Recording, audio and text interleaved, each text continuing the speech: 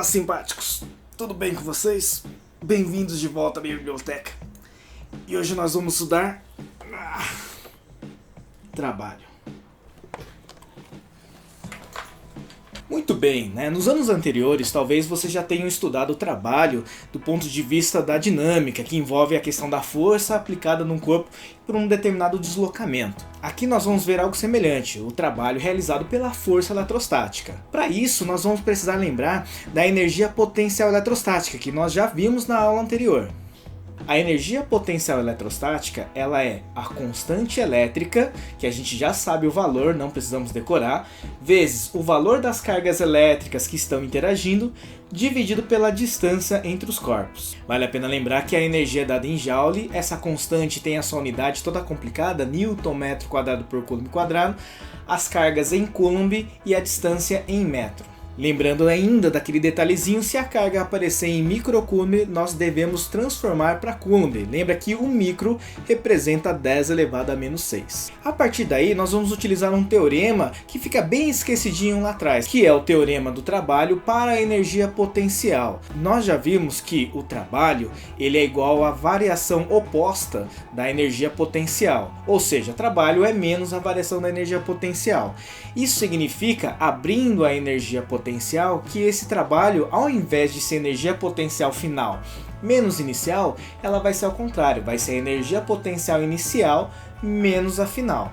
Assim podemos substituir a forma de energia potencial pela forma que nós já vimos antes, ou seja, a constante vezes o produto das cargas dividido pela distância. Como nós estamos pensando no movimento, essas distâncias vão variar conforme o tempo passa. Isso significa que se a gente quiser calcular o trabalho realizado pela força eletrostática, né, no movimento de uma carga elétrica, nós podemos considerar o seguinte: duas cargas numa determinada posição, calcule-se a energia potencial nessa situação, e no caso de aproximação ou afastamento, nós calculamos a variação da energia potencial para o evento. Essa variação vai ser o valor do trabalho.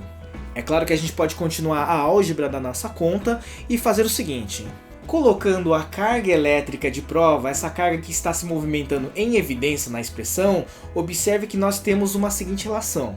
Essa expressãozinha, ela carrega uma característica muito importante. Note que entre os parênteses nós temos aí a variação do potencial ou a diferença de potencial, que já vimos na aula anterior. Então podemos dizer que o trabalho é a carga vezes a diferença de potencial. Essa diferença que eu já falei, que a gente pode representar pela letra U, a nossa DDP, que vai ser medida em volts. Então, trabalho é a carga de prova que se move aí vezes a diferença de potencial. Ora, se precisa de diferença de potencial, significa que se a gente estiver trabalhando o movimento de uma carga sobre uma superfície ou uma linha equipotencial, o trabalho vai ser zero. Ainda falando de trabalho, se a gente quiser calcular esse carinha numa região de campo elétrico uniforme, a coisa também não fica tão difícil assim.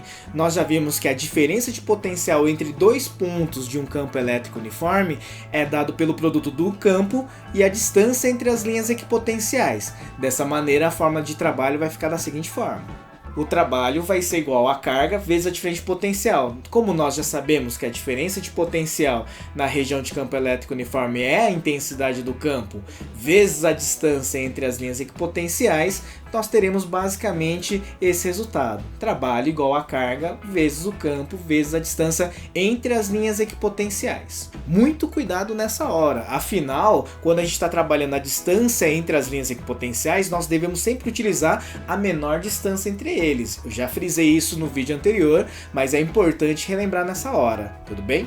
Então, para a aula de hoje é isso. Lembre-se que trabalho é basicamente um tipo de energia utilizada aí para causar alguma alteração, que pode, aliás, causar alguma alteração no seu sistema, e no nosso caso vai depender apenas da diferença de potencial. Faça o seu resuminho, analise bem as questões já resolvidas, tentem fazer algumas questões novas. Qualquer dúvida é só mandar uma mensagem e nos vemos na próxima.